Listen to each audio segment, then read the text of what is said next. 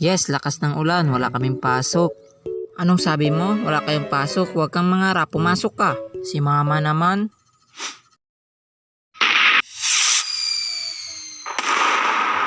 Hello sa inyo. Ngayon ay tag-ulan na naman. At ito ang panahon na masarap humigop ng mainit na kape.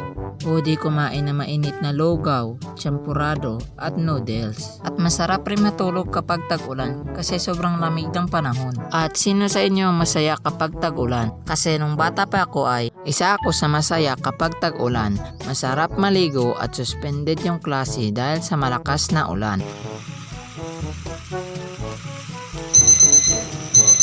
Late na ako. Late na ako. Ba't ka nagmamadali? Wala ka namang pasok.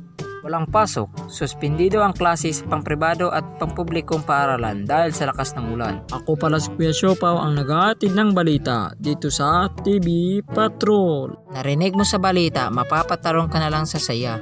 Oo, walang pasok. At suspendido ang klase at dalawa lang iyong pagpipilian, manatili ng bahay o maligo ng ulan. Siyempre, maligo ng ulan. Pero minsan lang akong pinapayagan ni mama na maligo sa ulan. Sa tuwing nakikita ko yung mga kaibigan ko na naligo sa ulan ay naiinggit ako. Kawawa naman yung bata na yun, hanggang tingin lang. Sana all nakakaligo sa ulan.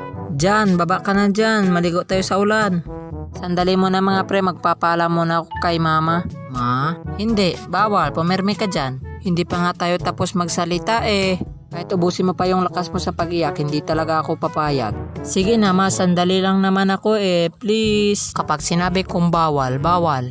Alam naman natin na hindi tayo papayagan na maligo sa ulan ay gagawa tayo ng paraan. Noon kapag inuutusan ako ni mama na bumili sa tindahan ay nagkukunwari akong nadulas. Diyan, bumili ka nga kalamang kanor ng 2 itlog at 2 noodles. Sa wakas, ito na yung pagkakataon ko. Nadulas ako. Sa wakas, papayagan akong maligo sa ulan. Pabili po mang kanor. Ano sa'yo? Bakit ang basang-basa mo dyan? Nadulas po kasi ako eh. Ano pala yung bibilhin mo? 2 itlog at 2 noodles po. A few inches later. Pagka uwi ko sa bahay ay sinabi ko kay mama na nadulas ako. Ma, nadulas ako sa labas habang naglalakad. Nabasa tuloy ako. Umayag ka please. Umayag ka please. Sige na, maligo ka na sa ulan. Ma, ito na pala yung pinapabili mo po. Let's go mga pre, pinayagan na ako. Masaya kami magkakaibigan kapag naliligo sa ulan. Ang una namin ginagawa ay gumawa ng bangkang papel. Pre, gawa tayo ng bangkang papel. Sige pre. A few inches later. Pre, paunahan tayo. Sige pre.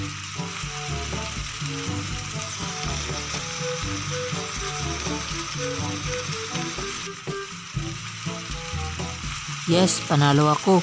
At naliligo kami sa may bubong na may shower. Yan kasi tawag namin eh.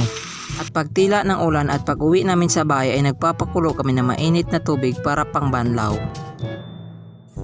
Ang sarap magbanlaw. Maraming salamat po sa panonood. Huwag kalimutan mag-like and share and subscribe. See you to my next animation. Peace out.